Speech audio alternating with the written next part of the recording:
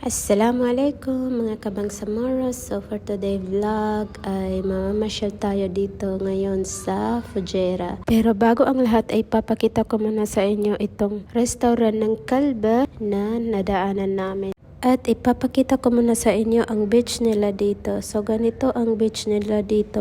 So sa nakikita ninyo wala masyadong tao at napakalinis ang lugar na ito. At meron din silang mga upuan na pwede kang umupo at pwede kang mag-walking dito, mag-jogging. So nandito na nga tayo sa Fujairah para maghanap ng makainan. So sa likod ng mga houses na to ay Umbrella Beach. So isa sa mga houses na nakita niyo kanina is ito yung loob niya. So nag-order pala ako ng crab salad at tom yum. So nandito nga kami sa Thailand restaurant. After one day ng pagkain ko dito ay nagkaroon ako ng pimples, rashes sa likod, basta allergic. Gusto ko na nga mag-diet kasi simula nung tumaba ako. Hindi naman ako tumaba na kasi dati ang kilo ko is 42. So, nung dati wala ako masyadong nararamdaman. So, nung tumaba na ako, nung nagtaas ng kilo ko, naging 50.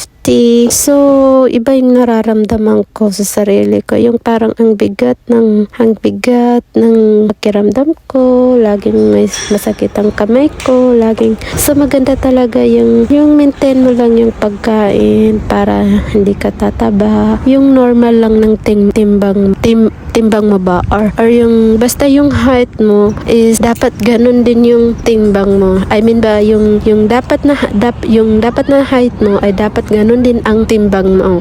Like kagaya sa akin 4'11". So dapat daw ang kilo ko is 42, 43. Basta yun yung nabasa ko sa mga post sa Facebook. Correct me if I'm wrong. So ayun na nga, mag-research din kayo pag may time. So if I'm wrong, just correct me, okay? And then yan na nga. So tapos na kami kumain and nandito na kami sa bahay at preparing my things myself kasi lalabas na naman ulit papuntang mamamasyal sa Fujairah kasi hindi lagi pumupunta dito ba. Nandito nga itong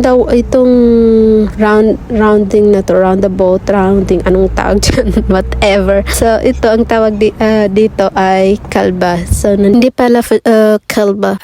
Nandito tayo ngayon sa Khorfakhan. So ang Khorfakhan at Fujairah ay magkalapit lang. So thank you for watching. Bye!